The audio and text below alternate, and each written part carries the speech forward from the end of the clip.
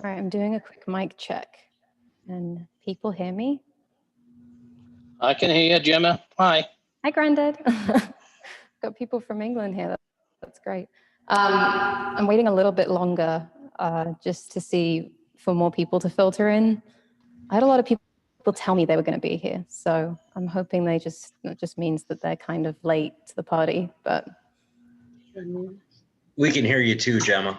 Okay, great. Hi, Christy. Hi, Chuck. Hey, it also did make us do an update, so it could be that they are a little bit late because it was like a 6-minute update. Okay, that's good to know. Yeah, that's good to know.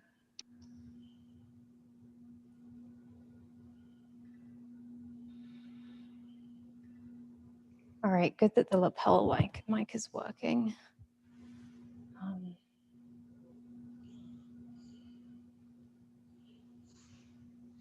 Oh, we got Kathy here too. Hi, Kathy.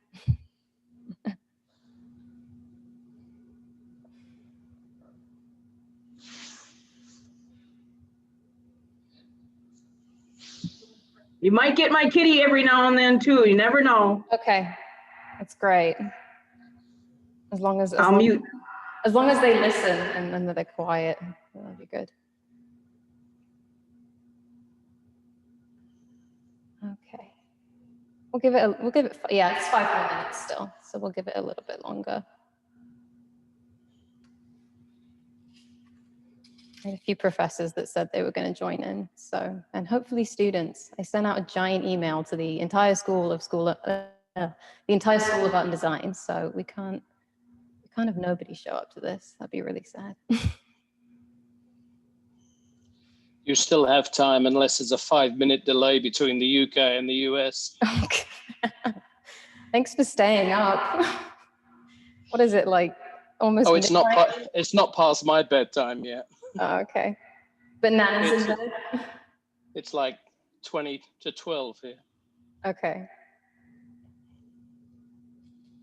Yeah, I remember, I think Nanny commented on my post on Facebook and she said, yeah, I would love to, but it's a little too late for us. So I think she's waiting for the recording to come out. I'm a night bird. That's all right. At least we've got some people from England here. That makes me really happy.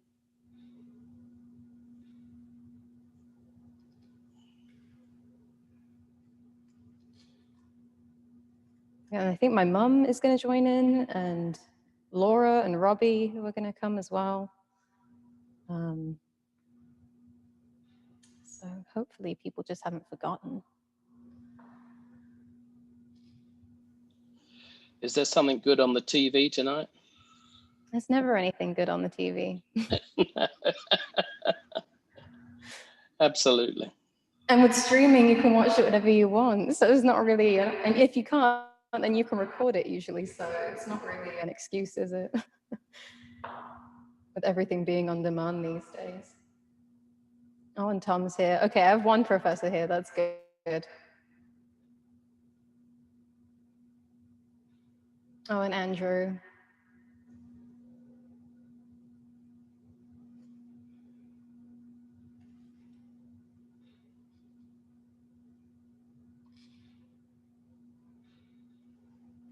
I'll wave to this one. I'm going to keep forgetting to do that.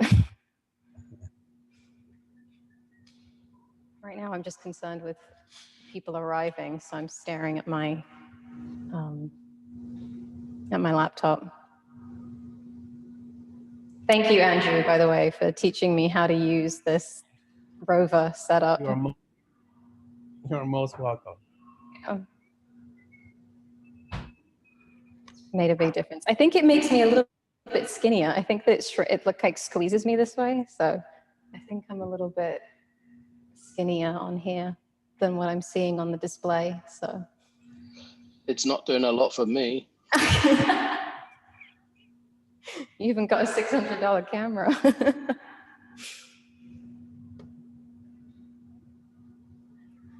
Okay. I think we'll start soon. We're a couple minutes to go. Getting a bit of echo in there, aren't we? Yeah, I'm using the lav, so But I mean, it's a massive room and my work is pretty skeletal. It doesn't absorb much sound. So I think it's just going to have a little bit of echo. Switching back and forth between mics, it sounds like. So. Mm-hmm. Oh, So wait for me. Professor Loomis. Oh, that's exciting.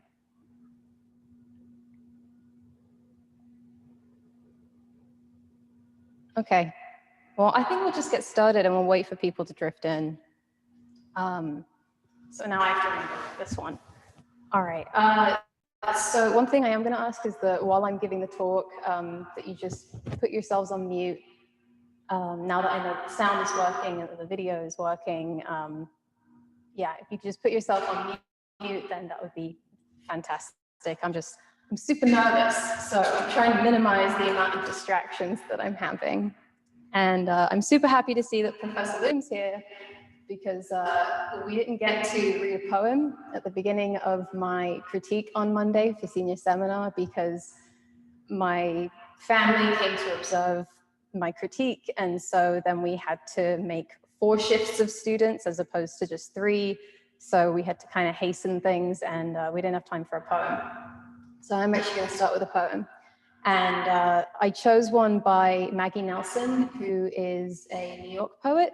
And this book features a diary of the, what are they called? The Gowanus Canal, which is an urban waterway in Brooklyn. And she spent I think 6 months of the year just going out every single day and observing the changes and writing about it. And so I chose a specific one from here that I wanted to share with everybody. So this one is called Saturday Morning. Last night, the world turned itself inside out with rain, and I hoped that the water today would be clear and full. But I should have remembered the rain always brings in the sewage. Still, the morning is gorgeous.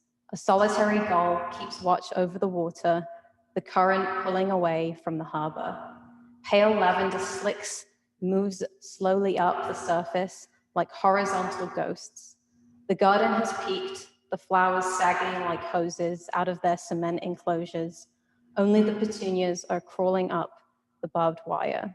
Soon they will make it over the top into the lot of baby blue semis and orange rowboats stacked and bound with yellow rope. I'm not going to write about you anymore. I'm not going to write to you. I'm not going to write about anyone, only the canal.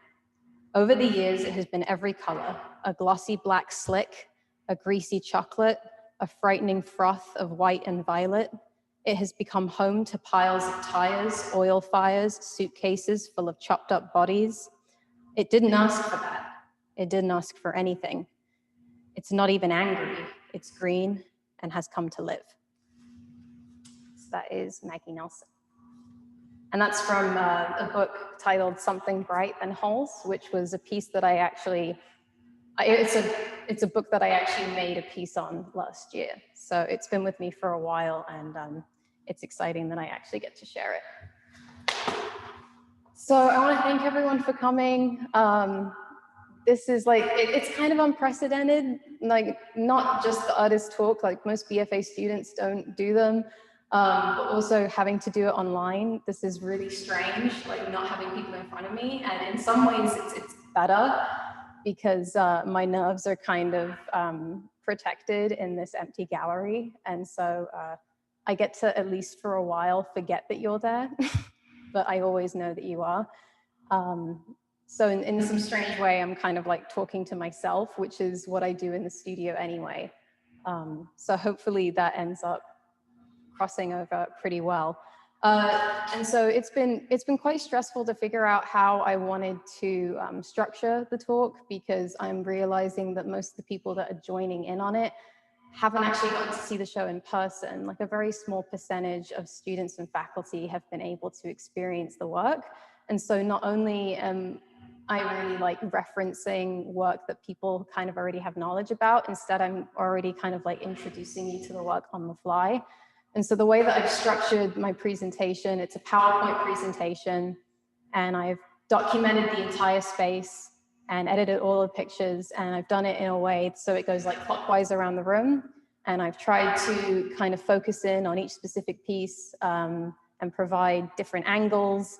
The only thing that's missing from all the photographs is a person. So at the end of the talk, when I turn my video back on and we start kind of like a Q&A, if there's a piece that you are curious about, I did put all the dimensions next to all of the images, but if there's a piece that you want to know what its kind of size is in relationship to a human, I am on like this rover camera. I can spin around the room and zoom up, and so we can always kind of focus in on specific pieces, and I can stand next to them and do almost like a Vanna White thing. I wanted to avoid doing that for the entire talk because I am in here on my own. I don't have like a crew person helping me out, and I think it would have just gotten too muddly. So instead I've been editing pictures for the past 2 days and I haven't gotten enough sleep, but anyway. So I'm gonna start sharing my screen for my presentation and we will jump right in.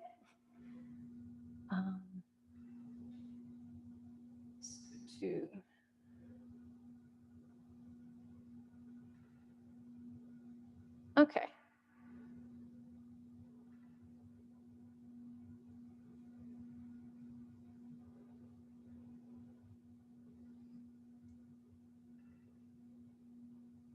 Okay, so we're going to start.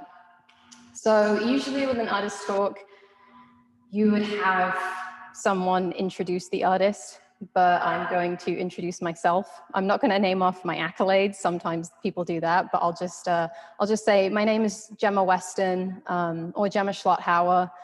I am a BFA Contemporary Sculpture major at the University of Wisconsin-Stout. This is my fifth and a half year, so my 11th semester and my final one at that. And my BFA thesis exhibition is titled Low Tide. So what I wanted to start with, because we've got a mixture of people here. We've got artists, we've got students, we've got professors, and then we've got family and friends and people who don't really look at art a lot. And so I included my abstract, which is, I had to write a 3-page thesis for senior seminar, and at the very top we have to write an abstract. And so I wanted to include it here just because it kind of sets up what I'm going to talk about with the whole show. And actually, before I jump in, I have to remind myself to set a timer, because if I don't, I will go on forever. I could keep you here for hours, and I don't want to do that. So I'm going to set myself a solid, at most 45 minutes. I thought it would be like earlier on that this talk was going to be more like 20 minutes. And then now that I'm actually having to kind of like lead you through the show, it's going to be more of a standard talk, which is about 45. If you have to leave earlier, that's completely fine. No hard feelings, but it's probably going to take about 45 minutes to get through the whole thing. So I'm going to start my timer now. All right, so my abstract, which is kind of my elevator pitch of who I am as an artist, what I do, what I think about, is that I create mixed media objects and images that embody visual characteristics of fragmentation, emotional numbness, and a paradoxical beauty in both tension and fragility. They speak about cycles in our individual and collective lives and how we internally process them. Oh, sorry, I think I said that differently. How we naturally process them. Sorry, I'm looking at this isn't updated. I predominantly collect found artifacts and raw utilitarian materials, and I recontextualize their existence and relate them to the natural impulses of both the physical body and the psychosis. And so outside the gallery, we have a display case. And the display case is kind of the teaser to the show, right? It's the introduction. It's what you see that catches your eye before you actually go in and look. And so I presented 3 photographs that I actually borrowed from my nanny, Sandra, who lives up on the coast in the UK. She lives on the North Sea, or like a little peninsula inlet of the North Sea. And she had these old photographs that I loved. And Granddad, I apologize because there's a picture of you in a Speedo in these ones. So these I titled Untitled Photographs, Happy Days at Wallingford. And I love these photographs because they embody the theatrics of a beach, but they're not actually at a beach. They're in Wallingford, and this is something quite common in the UK. I mean, Wallingford is a small town that sits on the River Thames. And so this is more kind of like a park area, and they're like, you know, they're gonna go canoeing or they're gonna go rowing in this river, and they're kind of using these oars as stilts. And there's something kind of absurd about that too that I love.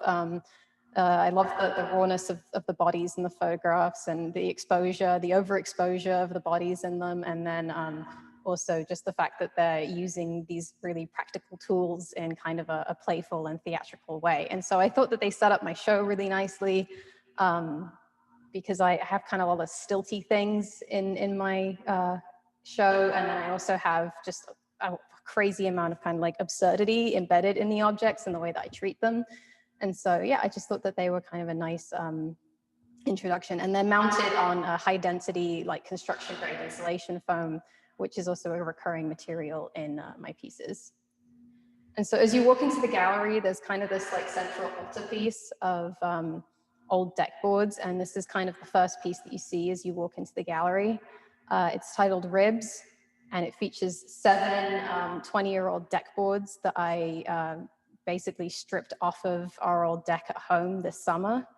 And this was a really like cathartic experience for me, ripping these up.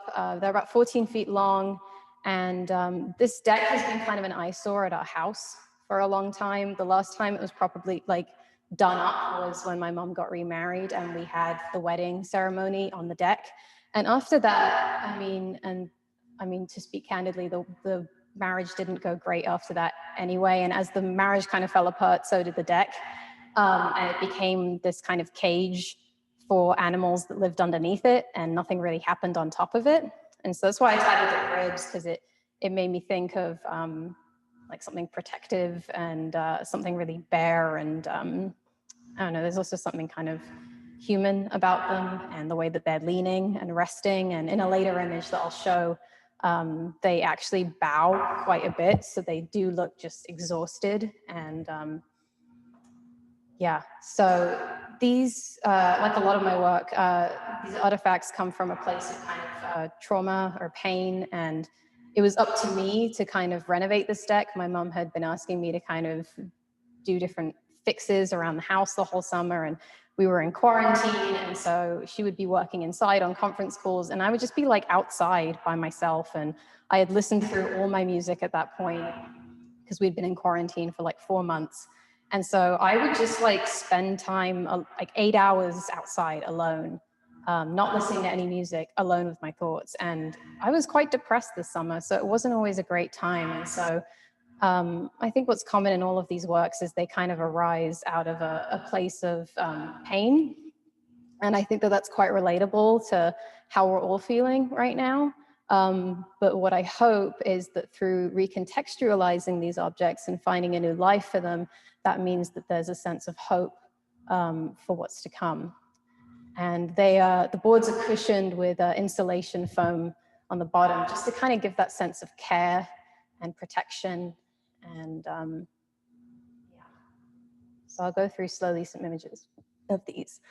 They really like, you can't really do much with them. You either have to lay them flat, or you have to lean them up against the most tallest ceiling in this gallery space. So once I had this established in the gallery, everything else kind of revolved around it naturally. So creating the composition of the room was a really interesting process. And there's still like a few screws just wedged in there. And then directly next to it actually is my next piece, which is Maiden Voyage. And this is kind of what artists call the greeter piece when you walk into the gallery, because usually you start to the right and you work your way around the room like counterclockwise. And this piece is a plaster casted, it's a plaster cast of an interior of a cardboard box, the interior of a cardboard box. And then it's rested on a dirty mirror. Where's the right? picture. There we go. It's rested on a dirty mirror that then is stuck onto a beveled cut piece of insulation foam and then stood on copper plumbing pipes. And this is probably the work that I feel the most like foreign talking about, because it's the most fresh and it's the most like material based, because there are so many objects, and found object is like really easy for me to talk about because I have a relationship with them. But this one's really hard to talk about because it really is quite just about like the formal quality of the piece. And I don't know, there's something really bodily about the plaster cast. It was actually an accident. I was making this piece for another show, and then it went wrong because I had like duct taped the cardboard box and plaster just started seeping out the sides. And then because it cures in a certain amount of time, it cured kind of tilted. And so it had this like big slant to it. And then it was also kind of twisted and high on one end. So it looked like a sinking ship or something. So that was why I titled it Maiden Voyage. This idea of just like a shipwreck or an iceberg. It's quite bodily. Like when you look really close, the textures, they remind me of kind of like goosebumps, like the pattern of little dimples. And then on the other end here, it looks almost like the veins of the wrist. And it's quite like, it feels like a ghost in a way. And so it starts to talk about death. And I mean, the action of like capturing the interior space of a box, you're capturing forgotten space. And so that in a way starts to have like a ghost-like quality to it. And the way that it stands, it's about 5 feet tall. So the table comes up to my chin. And so it's really kind of like looking at you straight in the face, and it's quite intimidating. And it's also just quite precarious. Like it looks like it could either run away or fall over at any moment. And then that's the back. And there's a lot of details in this piece that really excite me. The way that the insulation foam it cut in kind of a rough way. So there are these inconsistencies along the edges that just are really tactile and beautiful. And I want to make more of these. And that's kind of grouped with 2 other pieces in my show, which are a poem and a photograph. And the poem is by Emily Dickinson. It's titled "After Great Pain, a Formal Feeling Comes." And I am going to read through it just so, because it's quite important to the show. And I don't have an artist statement for my show, and this is kind of my artist statement for the show. I think because it says enough and I don't need to say more after it. So it says, "After a great pain, a formal feeling comes. The nerves sit ceremonious like tombs. The stiff heart questions, was it he that bore, and yesterday or centuries before? The feet mechanical go round, a wooden way of ground or air or aught. Regardless grown, a court's contentment like a stone. This is the hour of lead, remembered if outlived, as freezing persons recollect the snow." And I think that line at the bottom, like remembered if outlived, that was what really, and I didn't want to make a show about COVID because I think it's impossible to make a show about circumstances while you're still like suffering inside of them. So my work is not about the circumstances that are going on right now. But I think what's really beautiful is that because that information is already constantly in the back of our minds, when we go into the gallery and we look at the work, we're already viewing it through that context. And so the work talks about pain and that numbness, that immediate numbness that kind of comes after pain, you know, the natural cycle of trying to kind of like process through this debris. And then that line, remembered if outlived, like if we actually get through this thing, like what are we going to remember from it? Where are we going to be mentally? And I think that's really powerful, and it's something that we're really thinking about a lot. And it's amazing because Emily Dickinson, like she wrote this in the late 1800s. She spent most of her life in isolation, which is just pure coincidence. Like she shut herself away in her room and wrote letters. And that was her like way of interacting with the world. And so I just think that also that history of her life is really beautiful in the way that it kind of matches up with the current circumstances and the fact that we're in 2020 and this is what we're dealing with. So, and I put that next to an x-ray of my teeth. I've had problems with my teeth for a long time. And I love the way that she describes the body. She calls the feet wooden and the nerves like they sit like tombs.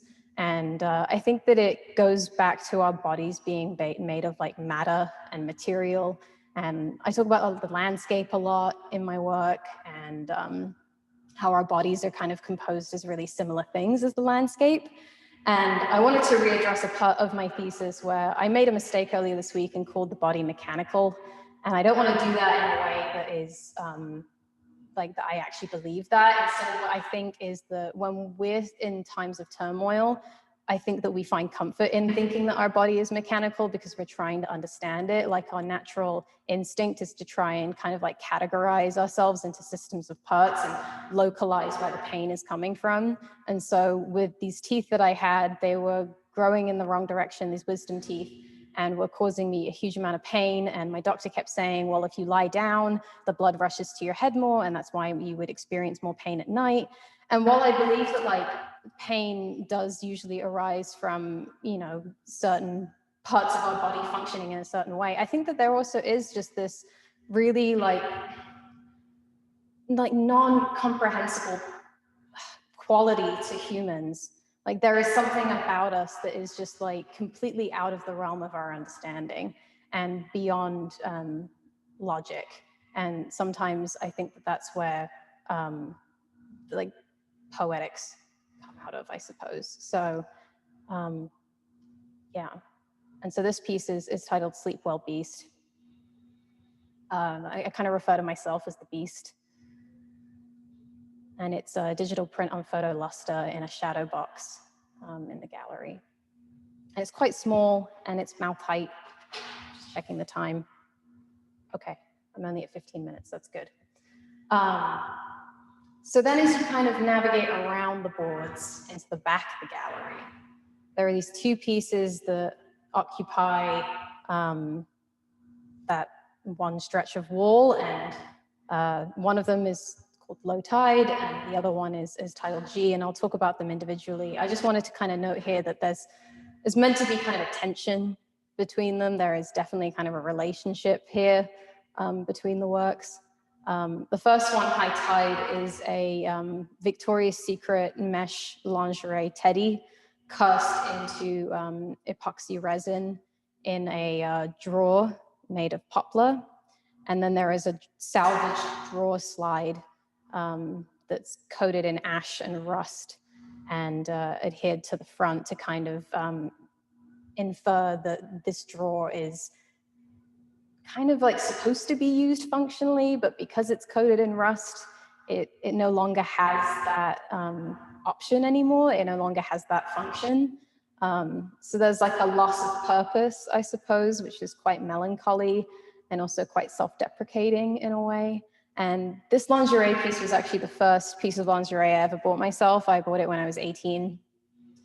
And it's kind of like had a life cycle of its own over the years. And then during quarantine this summer, I accidentally threw it into the dryer and the left breast just totally pulled and got distorted. And it felt like that piece just died. Like and it was kind of ironic that it happened during quarantine because I had to move back home with my mom, and my adulthood kind of died when I moved back home. I reverted back to being a child and a 16-year-old without a love life and a sex life, and I don't know, I'm without a job. And so it felt like, yeah, a piece of me kind of needed to be put to rest. And so in a way, this drawer is like a strange little coffin for it. And then it's been cursed, so it's no longer accessible. It's kind of frozen in time, I suppose. And it's quite low to the wall. It comes to about my belly button height, which on the average human is probably closer to just above the pubis. And then the underneath, I actually, when I cast this, I was using like a plastic vinyl sheeting that you use to put on the floors when you paint. And the heat of the resin got so hot that it crinkled the plastic underneath. And so it cast in this really beautiful kind of rippled effect. And I'm so glad that happened. It was like a happy accident. because it created these light beams, these little flickers, these little glints that really make the piece feel magical. And then the piece kind of in contrast with it, like, so High Tide, it's very accessible, it's low down to you, it's a drawer, so it's something that, you know, you would open and have access to. And this piece was really hard for me to make, and I've actually kind of done it respect by putting it high out of reach, because it's quite personal. And so this is a handwritten letter, and it's I guess from its high positioning and being out of reach, it's the assumption that it's a love letter or an intimate letter. And it was one I was holding on to for a long time. And you kind of, you know, you keep letters because you want to remember the words that somebody said to you, but you also want to remember their handwriting. And so I did actually rewrite this letter into my own handwriting before casting it, because I couldn't get myself to not access the words anymore, but I could at least relinquish the handwriting. And so I casted it in plaster in this little playing card holder that I found at Goodwill. And I guess that starts to create conversation about relationships and how they're a bit of a gamble. And I don't know, I think that there's a lot of different ways, there's a lot of avenues that this piece can have, but I think the biggest thing is that it's kind of a tease, you know, like it's in the envelope, the letter's there, you can start to kind of see the words, but the anonymity is still being kind of sustained. And it's very like cryptic and coded in a way, and it's almost kind of like an inside, not an inside joke, but it's very personal, and that way I get to kind of control how much the viewer has, how much access they have into my life. Because as an artist, right, like I'm taking all of these pieces that are really, really deeply embedded in me and my emotions and my past, but I'm not just going to put that out as like make myself a spectacle to everybody. And so you have to do your self-respect, and because this is a letter written by somebody else, I have to do them respect as well. And so those are all things that I think about while I'm using objects. You know, where do they come from? Who do they attach to? How do I want to honor them through the way that I manipulate them? And then coming around into the cavity of the room, which is not supposed to be a pun, but it totally is. In the cavity of a room is 2 of my wisdom teeth that I actually got extracted about 3 days before installing my show. So I was high as a kite on oxycodone while I was setting up my exhibition. And thankfully, my friend Keenan was helping me, and he was kind of lifting the heavy stuff, and I was kind of just half awake telling him, okay, move that one a little bit over, you know, to the left. And he was very helpful. So thank you, Keenan, if you're here. And so this piece is titled Impact Craters / Moon. And it's a little, I guess, joke for when the wisdom tooth came out, it was way worse than I thought it was. So when it was in my mouth, I knew that there was a cavity in it. I knew that it had gotten to the point where if I would eat food, something would get trapped in there and I would have to use my fingernail to actually like scrape it out. Sorry for the graphic detail. But when they took it out and it looked like that, like it was really kind of shocking. And so just being like confronted with that horror, it really struck me. And so I wanted to include them in the work, in the series of my show. And there's a closer view of that. So I apologize if you're squeamish. And I always joke, I've been joking with people all week that this piece is the most expensive piece in my show because it cost me $2,000 to make. Because I had to commission a surgeon to extract them from my mouth. And we kind of made some comments in my senior seminar critique that there's like a humor to them as well, because they're kind of awkwardly close together, even though they come from opposite sides of the mouth. And Professor Loom brought up Nosferatu, which is, he's kind of a dorky Dracula from the 1940s, and his vampire teeth are his front teeth. And I like that there's kind of that gothic horror humor to the work as well. Because I think that if the show was like all sad all the time, like it would just be it wouldn't be fun to ruminate in and spend a long time in. And it was really important for me when building a show, like, I'm trying to talk about really heavy things. I'm trying to talk about myself, which is a little bit selfish in some ways, but I'm kind of talking about myself to then try and talk about bigger things, to then communicate and connect with people. So it was really important that I made a space that felt inviting for people to spend time in. So I love that I have, you know, grotesque teeth and these objects that are really, I don't know, vulnerable and come from a place of pain, but people are still really intrigued by them and they see the beauty in them. And I think that that's what art can really do for us, is they can transform that and start to create really great conversation.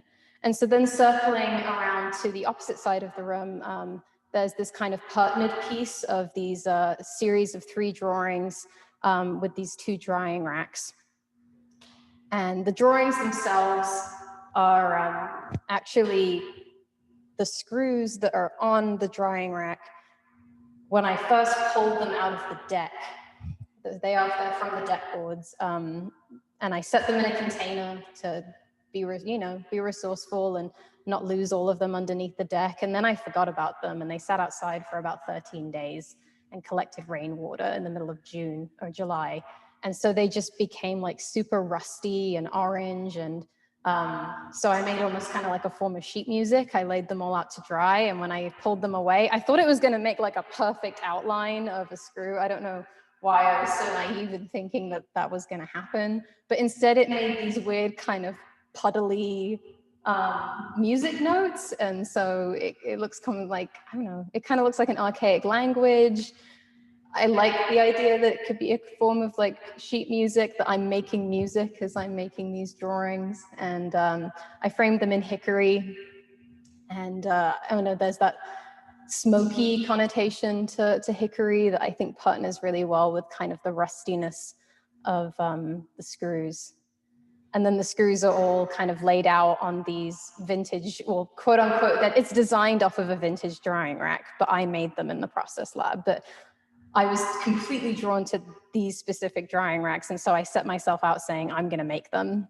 And I love that they expand and that the screws are resting on them, because then if you pull it out, one of them would just fall immediately on the floor. And in a strange way, they kind of like bullets. They almost feel like a barricade. So there's that sense of like defensiveness and protection that's common through a lot of my work. And I went with the pragmatics because somebody early on said the word abacus with my work, and that kind of logical, mathematic sensibility and way of thinking about things is a way that I actually carry myself in my art practice. My art practice feels like problem solving. Like I collect an object or I find an artifact that I know I want to use, but I don't know how I want to manipulate it yet or present it yet. And so as kind of contrary to how you would assume that an artist would work, like the stereotype is that we're expressive and that we just like throw out all the rules and we start splattering paint like Jackson Pollock. And I mean, it's expression. I mean, expressionism, and it's a way of being, you know, an artist, and that's just not me. And that was what I tried to do when I first arrived at Stout. And then I realized that I'm really not that kind of an artist. I'm really logical and analytical. I'm a lot like my mom in that way. And so the way that it makes sense for me to make art is to almost create kind of a structure out of it, a mathematic equation out of it. And then coming back to the front of the room, most people have seen this picture online, especially if you're friends with me on Facebook. It was the first piece that I made for my show, and it's titled Jaywalker, and it features my my biological father's walking stick, and then a salvaged workbench fragment from the workbench that my mom's second husband built when he was a part of the family. And this piece is like, it's probably it's quite funny of a piece. I think that it's quite funny, and maybe other people don't think it's funny, but I took these 2 pieces of artwork, right? So my dad, in a way, kind of made the walking stick. That was like his art project, right? And then the kind of aggregate, the surface aggregate of the workbench fragment is the working, or like the product of my stepfather. And so in a way, they both kind of made sculptures or paintings. And then I took this walking stick and drilled, where is it? Oh, did I not include it? Oh, I didn't. Okay, I didn't include an up-close photograph. But I inserted brass chair swivel glides into the top and bottom of the walking stick and basically made it not functional anymore. Like I think Professor Bloom referred to it as turning it into furniture. And so I took these two kind of really active objects and reduced them down to furniture. And so it's kind of a smack into the face to these people that caused me a lot of pain in my life. And I titled it Jaywalker just because one, my mom's second husband's name was Jay. And then my biological father's last name was Walker. And at the same time, it creates the word Jaywalker, which describes them both kind of perfectly, like both just kind of ambivalent towards the rules. My dad was really kind of a narcissist, and my stepdad had a huge drinking problem, and he probably started as a really nice person, and then as it got worse and worse and he kind of deteriorated mentally, he ended up as kind of this really horrible piece of my life. So yeah, I'm still kind of processing a lot to do with this piece because it's probably the one that's the most rooted in my childhood. Like a lot of the other artifacts in the show are much more recent and talk about my adulthood. And this one is really kind of, it goes decades back. So there's a few of those. And then the last piece is actually facing this corset that I sewed out of a hard water stained shower curtain that's from my house. And for about 2 years, we had a hard water problem. And it turned everything bright orange, basically. And it was really just gross and corrosive. And I felt like while I was showering that it was slowly like corroding away at me. And so I think the piece talks a lot about just corrosion to the body and pain of the body. And then there's also kind of this absurdity because I titled it Anorak. And so it's a type of rain jacket, right? But then it's been sewn into this corset. So unless you hold it over your head, it's not going to do a very good job of protecting you from the elements. It's kind of mounted to the wall flat, almost kind of like an insect. It feels like glossy skin in a way. So it's quite grotesque, but it's also quite beautiful. And then it's hung up on these brass hooks that kind of suggest that this piece could be moved around and taken off the wall. And I think it just adds the kind of like theatric to the work. And then there's an overall kind of shot of the show, and that's where you can see the bow end of the actual boards. Let me see how I'm doing here for time.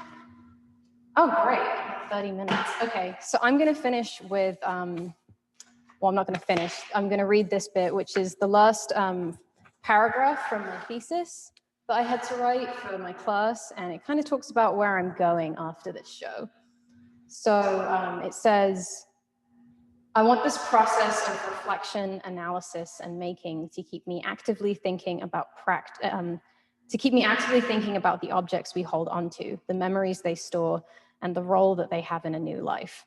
My practice is teaching me how to be a more empathetic person. I believe that art exists so that we can formulate poetics out of our surroundings and share them with each other. Through art, we can enable each other to experience laughter, melancholia, reflection, confusion, and wonder. This process is what keeps us soft and flexible, because when we harden, we die. And I actually wanted to finish on my original proposal, and so this is what I'm going to spend just the rest of the time talking about, because I have less than 15 minutes. And I wanted to address my original proposal for my solo exhibition. So we had to write these back in March/April. And so when you apply for a solo exhibition, you write a letter of intent, kind of proposing what you want to do with the space and why you need it to yourself and why it's important for you to kind of have this on your resume, because it is kind of a big deal getting a solo exhibition. Only 3 people for the entire year are selected. And so when I originally applied, I was supposed to be traveling to Ireland. And sorry, Ireland, just for people who are American and think I'm saying island. And the entire trip got canceled, basically, due to COVID.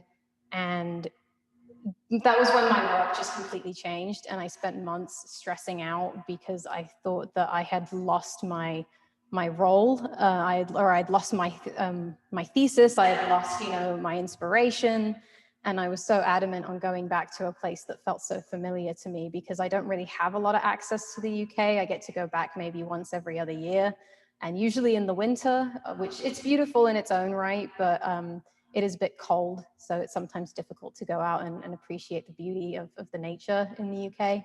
So I'm just going to read this briefly to you because I think it's quite funny looking back at this proposal and then thinking about all of the work that I just showed you, because it does prove that artists will apply for things with a certain idea in mind, and they have to leave gaps open to kind of let themselves roam and be able to change things as they go. So a solo exhibition would grant me the opportunity to explore these themes of natural decay and unresolved narratives of the landscape more comprehensively through the manipulation of space, environment, and time. This summer, I will be participating in an interdisciplinary art course taught at the Burren College of Art in Ireland. This class will primarily focus on the remote landscape and its influence on art as a performative behavior. In response to the concerns of COVID-19, this was early on when we were still pretty naive and thought it was going to be over by July. This course has not yet been cancelled. However, it is a possibility, and my alternative is a self-funded trip to the UK, practicing art and researching on the English coast of the North Sea with proximity to family. Yeah, that never happened. Gallery 209 would become a flexible holding cell for modular portable walls constructed from crumbling material that shifts, degrades, and rebuilds, transporting the viewer to an ambient site that alludes to my time in the field back home. These walls would provide a framework for the collection of artifacts, writings, drawings, objects that I gather in the British Isles. My installation, and then I talk about a piece that I made a year ago and how it relates. And it says, my thesis exhibition would be approached in a similar vein, exposed to a state of vulnerability and exhaustion, bleached by the sun in various shades of white, fueling holding patterns of empty platforms and ambiguous debris that facilitate equity and the stripping of internal walls. A solo exhibition is an esteemed privilege, one that would grant me full access to an expansive terrain for my art to better communicate with viewers. I'd like to conclude by sincerely thanking the board for reviewing and taking my proposal for a fall 2020 solo exhibition into consideration. So it's really funny to think about how the whole thing changed. And I was really kind of relying on the UK for my exhibition. I've kind of relied on the fact that I'm from England to actually be as a strength to me here, because I knew that the work would be shown in the Midwest. And so if I showed stuff that I collected in the UK, it would come off as foreign and interesting. And so when I found out that I was going to have to start from scratch, and my mom asked me, would you be willing to do research in the Midwest? And I just flat out said no. I was like, no, I'm not interested in that, because that's what I deal with every single day. And that's what everyone else with here deals with every single day. So I think that I was set a really new set of challenges. Was I had to find individuality in a space that I kind of think that is stripping away my individuality, which it's not. My individuality doesn't come from the fact that I'm British. I had to kind of, think about the fact that just because I'm from England doesn't mean I'm interesting, right? Or it doesn't mean I'm unique, I should say that, because there are lots of people from England. And so I had to kind of look into myself and think, what do I want to talk about in this show that feels personal to me, that is really just kind of reflective of me? And so I think going through quarantine, and to be completely respectful of all of the absolute horror and pain and what's the right word? Inconvenience that it's brought upon us. I think that it's also been really constructive and helpful for us individually. And because my work is so much about processing and internally processing the world around us and kind of our emotional states and our humanity, I think that it was kind of the perfect thing, not the perfect thing to happen. I'm not going to say that COVID was the perfect thing to happen, but for me in this show, it kind of all panned out in a way that I can't regret. I'm super happy with myself and the show that I've created. So anyway, I'm going to end it on that note. I'm going to stop sharing my screen and we'll start doing our Q&A. So I want to open up, well, I want to thank everyone for being here. If you filtered in late, I'm going to thank you again for being here. And if you have any questions, feel the need to either drop into the chat or feel free to also turn on your mic and interact with me directly.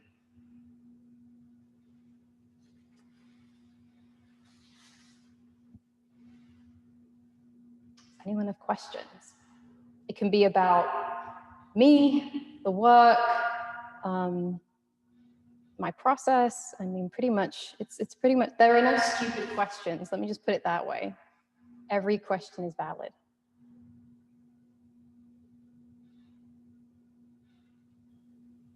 I kind of just told you everything about my show. Gemma, I may have missed this. Can you hear me? Yes. Thank you. How long have you lived in the Midwest now? I've actually lived here for about 16 years. So I moved over here when I was 7 and I am turning 24 in January. Okay. But you still consider yourself British? Yes. I don't have citizenship here yet. We have applied. And even after getting it and having to quote unquote relinquish my British citizenship, I will always be English. I see. That's interesting. Wow, I bet you guys didn't know that when you came over.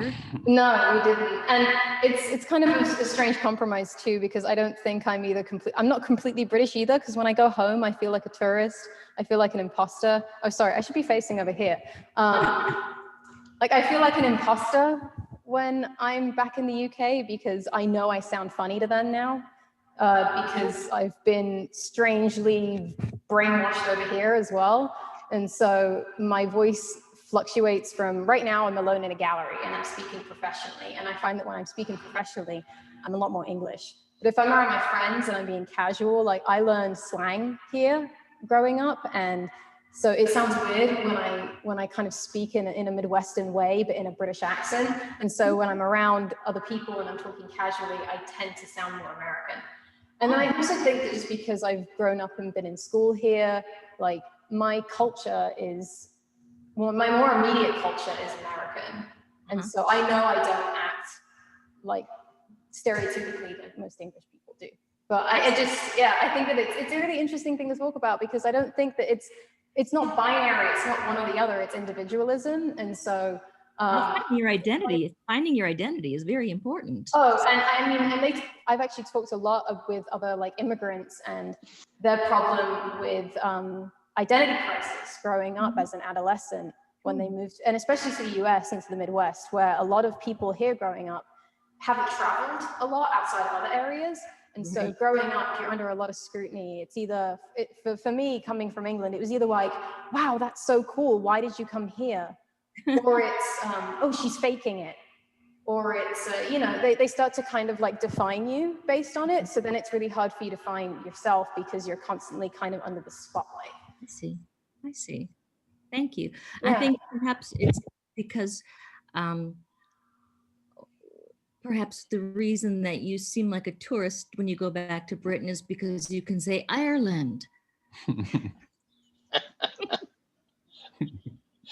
Gemma, you have two distinct types of materials in your artworks. You have things that occur naturally around you and things that develop because you interact with them, like the bottom of that container that got distorted when you poured the resin in it. How do you feel about those two different things in terms of your art, in terms of your influence on things producing different things from their natural state? How does that figure in the way you go about visualizing things? Because you collect natural things, but then you act upon them, and in the process you change them and create hybrids in effect. Right. Yeah, and I'm really glad you actually brought that up because that's not something that has been addressed in any of my classes from my classmates. So hugely appreciate that. And that's something that I'm always constantly working out. I always know that with my work, I'm really interested in the integration of naturally occurring phenomena with these really kind of industrial manufactured materials. I think that there's a really kind of beautiful narrative when the two are butted up next to each other, because it's a really kind of natural reflection of the way that our world is now. Our world is this weird hybrid. And I read this book over the summer called Darwin Comes to Town, which is a really cheesy title, but it talks about like modern evolution and how the earth is evolving in reaction to what humans have done. And the bit that always stuck with me was this idea that little leaves can grow out of like a really, really tiny crack of cement. And I don't know, there's just something really beautiful and hopeful about that too. And I think that it's really, it's mirrored in our surroundings that we interact on a daily basis. They are an integration of the two. And so it feels kind of natural to push my work into that, because I work with found objects. I work with things that we live with and interact with on a daily basis. So, and that still feels like nature to me too. Like nature isn't necessarily nature that is uninhabited by people. Like we are technically natural. We do use a lot of unnatural things, but that has kind of redefined nature into a new genre. And so I think that that's also really interesting to think about. And I actually read a lot of environmental literature as research to my sculpture work. So I hope that kind of answers your question. Well, it does. I wonder whether you think that things that naturally occur in nature that you then integrate into your pieces, do you think they are on a higher plane than the things you produce yourself, or do they become the same? Well, I think that you have to kind of take humility as an artist and not try and oppress the things that you integrate into your work, because I think that art does speak louder without me standing next to it. And so when I collect objects, I do think to myself, how can I do this thing justice? So I'm already kind of putting that on a higher plane than myself. Sure. And I think that it's also about seniority too. Like I think about these objects are usually a lot older than I am, or I don't know, I think about them in kind of a transient nature, and the fact that they've, you know, the kind of idea that if walls could talk, like when I go to Roman ruins and things, I always think about how those walls existed in that time and have been kind of beaten down and rebuilt over the course of like hundreds of years and being recontextualized over and over again. And so there's like this really luminous quality to artifacts that I think is really beautiful. And so I love bringing kind of the archaic into my work and pressing it up against this really postmodern kind of new treatment. When I first saw my first modern artworks, if you like, and I'm not sure even now that I really understand them, I always understood, like most people, I suppose, representational art. Right. I could see the skill of the artist immediately. And when I first, okay, sorry to interrupt you. when I first saw Lowry's paintings, I thought, doesn't this guy know how to draw? What's all these matchstick figures, you know? And you need to go into things a lot more to understand that these people, these artists come from a background where they've surpassed that sort of level. Mm-hmm. And I guess in a way, this is the journey that you're on too, because I've been looking at your artworks for a few years now and seen you gone from those pure representational things to interpreting, you know, the world around you in its own way. So yeah, very interesting. Thank you. Well, yeah, thank you, Granddad. That's my granddad, everyone, by the way. So.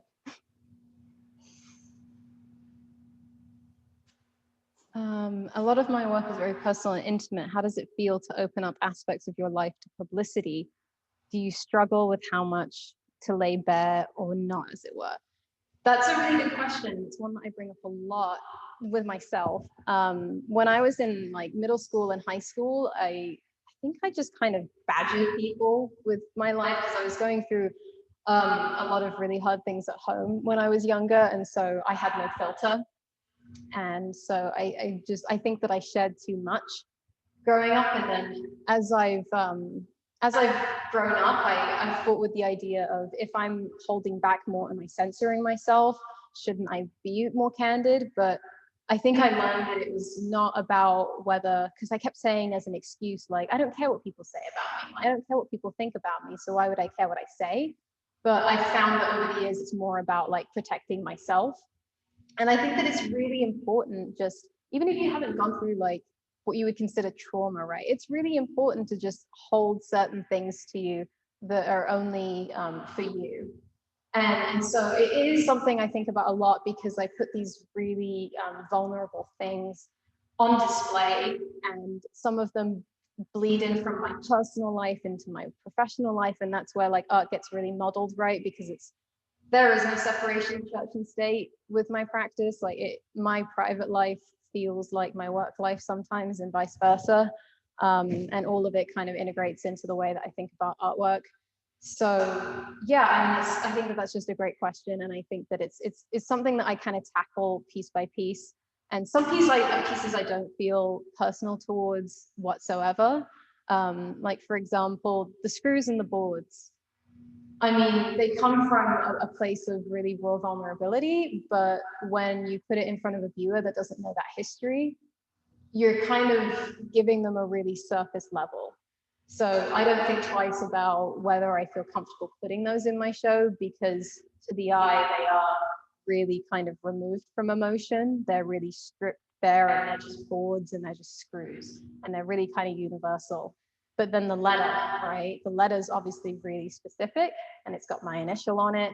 And so that one was really difficult. And also when you start to bring in pieces that maybe have somebody else embedded in them, you're also not just kind of paying respect to yourself, but also to other people, and making sure that you're kind of asking the question, do I want to maintain their respect as well and their privacy?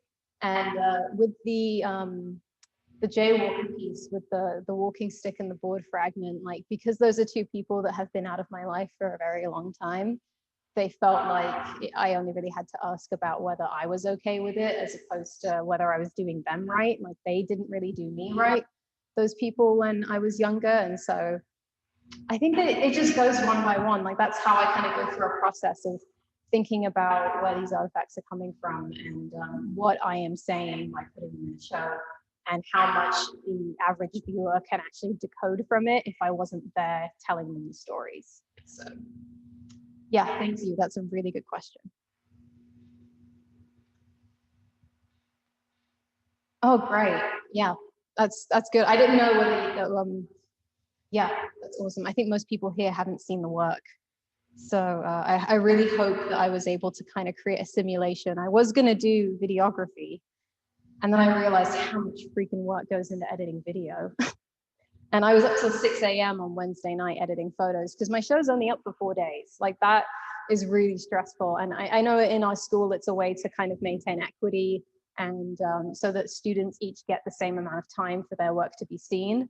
But it's really kind of torturous in a way, because we have 4 days to document everything. And 90% of people are going to see the work in photographs online. They're not going to see it in person. Like, a very small percentage, even when it's not COVID, even when you just have a gallery show, it's so localized. The way that the world is going to see it is its aftermath when it's been presented online. So the documentation was really important. So I'm glad that it communicated well. Are there any other? Yeah. I think that was Uncle Paul, and I think he was saying that he felt like he could see it. Oh my gosh, I didn't realize. Cool. That's great. Okay, well, just to create context, my Uncle Paul is blind, so I feel like I've really put my foot in my mouth now. So Uncle Paul, I'm really glad that you feel like you can see my show. That yeah, that means a lot, because then that means that I actually spoke well about it. So I am so sorry, Uncle Paul. He just says LOL. Okay, favorite moment from my artist talk. What's the one thing you learned from doing this project? One, that 4 days is not enough time to document your work. That's a more practical one. And to really like time manage, that's just a huge practical one. But I think I learned a lot about myself, and I think I also just, I think I processed COVID better as well, because this really gave me a project, and it was total happy coincidence that my show was at the tail end of the semester because it kept me busy for the whole semester. So it was really, I think it just taught me how much I need to feel like I need to have a project to be doing in order to feel like I'm kind of, that I can keep moving through all of this slowness. So yeah, I mean, I think there was just an inherent amount of reflection that was done within this time, and there were lots of really surprising comments. And I think that the important thing about work, like artwork, right, is just to get it out there too, because I think I'm someone that overcompensates a lot for like my knowledge. And, you know, I think that I tend to rely on myself. And so I assume that I know everything about my work, and I feel like I have things pretty figured out, and I'm pretty self-aware. And then I get it out there, and I'm totally humbled by and reminded by the surprising things that other people draw out of my work, and then share with me and educate me on. And so I think that there's just, yeah, I think I just, there's a really humbling thing about getting work out, and having people that are either close to you or really not close to you decode from it and give it back to you in a way. So that's generosity is really something that I've come to value in my work. So my work makes me more humble. Do you have a personal favorite piece in the show? And that's my sister. Probably the new piece that's behind me. I can actually zoom out too and show it. That might be good. There it is.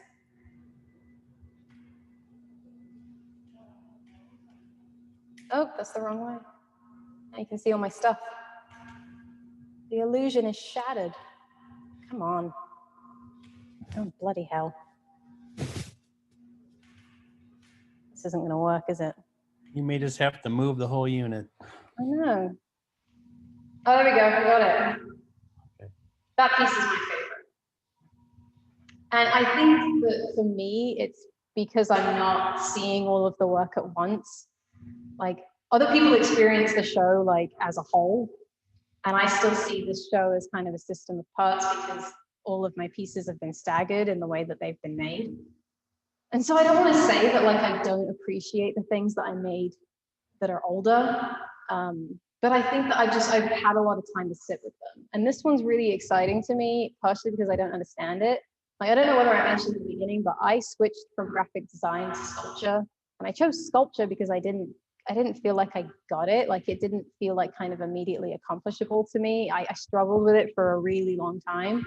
And so when exciting things like this happen, when you make something that you're really excited by and you kind of start to understand, but it's still bigger than you and it's still out of like kind of your realm, I think that that's really exciting. So I think also just visually, the fact that I got it to stand up is an accomplishment in its own. So yeah, that piece is my favorite, Maiden Voyage. How we doing?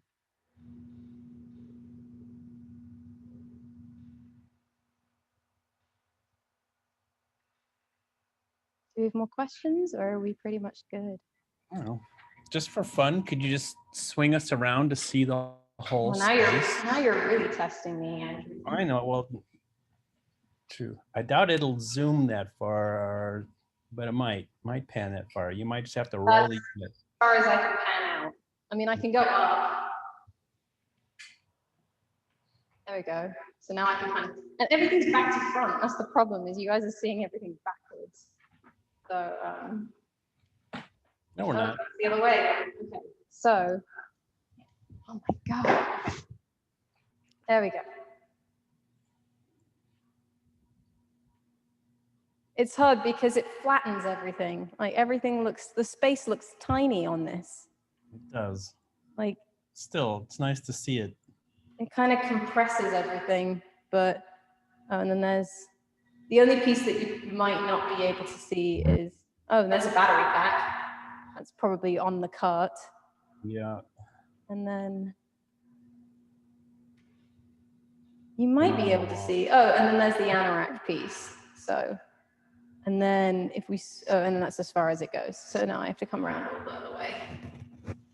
Nice.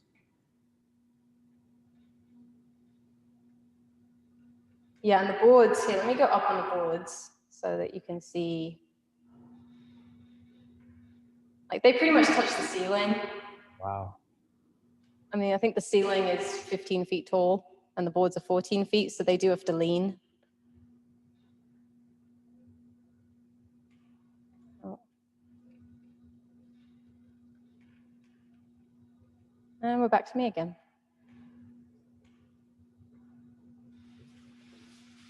Oh, thank you.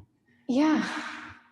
Well, if there's no more pressing questions, I think I'll let people get on with their evening because I'm actually going to be deinstalling the work straight away. So it's nice and up right now and it's all beautiful. And this is kind of my celebration because immediately when you guys log off, I'm literally going to start like pulling things off the walls.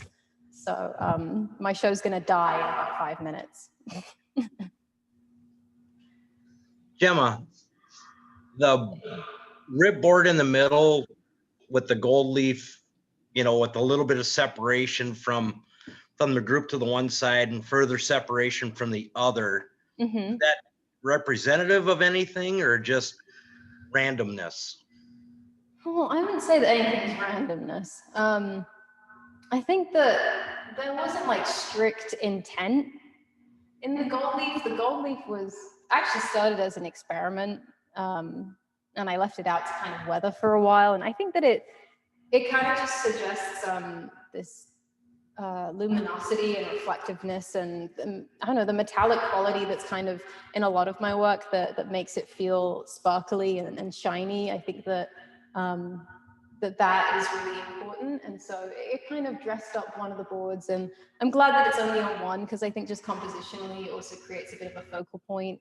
And because it's been worn down over time, it's not immediately kind of seen as gold leaf, and I don't even put it as gold leaf on my materials list. I actually leave it out of my materials list because I don't want to kind of point to the fact that I used it. I think that it's more fun for them to discover it on their own and kind of question what it is. I mean, the fact that you know it's gold leaf because Chuck, you've seen them up close and because we've talked about them. But I think that there's something, and I mean, the gold leaf starts quite high up as well. Like I only did it about halfway down, and the upper half is the bit that has the gold leaf. So I think that if you're looking up, you can't quite access it, and you can't quite figure out what it is for at least a while. And I think that just that sense of discovery in my work is important because it gives the work a longevity as opposed to being able to get everything from it within, you know, a few seconds or a few moments. So yeah, I think that it's a mix of formal decisions, accidents and chance, and then also when I discover things like, you know, realizing like, oh, I've got gold leaf on one of these, how does that then change the way that I curate the gallery, right? Because then I start to wrap intention around it, and then that'll inform my decisions later. Everything is like interconnected and not fully like A to B directional. But that's kind of the fun of what I do. So yeah, thanks, Chuck. Any more? Oh, thank you, Professor Loom. That's my, I'll introduce him to everybody. Professor Loom is my mentor for the show and also my professor. And so we have been having weekly meetings for the past like 4 months, as well as a few meetings over the summer over like Collaborate Ultra and Teams and all of those like virtual video things. So we've been talking about this work for a really long time. So thank you for showing up and hearing me talk about it. And yeah, thank you for congratulating me. I am very proud of it. So. Oh, Kristen texted me. Also, you look amazing. Oh, thank you. I got a haircut today. If you can see it, it's a bit of a mullet. I got it cut here and then, so thank you. All right, well, I think that's a good place to end with me looking amazing. So thank you so much. I'll turn back to the camera now and actually talk to you guys again. I'll zoom in so that you can actually kind of see my face. Thank you guys so much for coming. I really appreciate it.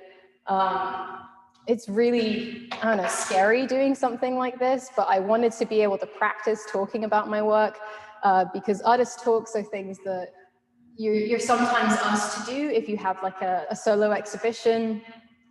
You're sometimes asked to give a talk at them, or if you're asked to visit a university or an institution and you're asked to talk about your work. It's something that you occasionally would have to do as a professional working artist. And I wanted to make sure that I got my first one out of the way while still being protected by academia, because this way I get to be with friends and family and faculty and students. And so I think that this casualness is really great because it just takes a little bit of the pressure off. So I'm really glad that I got to do this. And thank you to everybody for helping me with the technology, the setup. Keenan, thank you for helping me put up my show. I saw that you are currently in this meeting. And then just, yeah, thank you everybody for your support over the years. I'm graduating in like 2 weeks, which is crazy. And then I have to figure things out as an adult like the rest of you. So I won't be protected anymore by academia. Okay, I'm going to end the chat, but thank you all again. I love all of you, and have a great evening, and hopefully I'll see you all at some point in the future. So whether that's like tomorrow, next week, or next year. Granddad, that'll probably be like next year. So all right, bye everybody. Thank you so much. Well done, Gemma. Well done.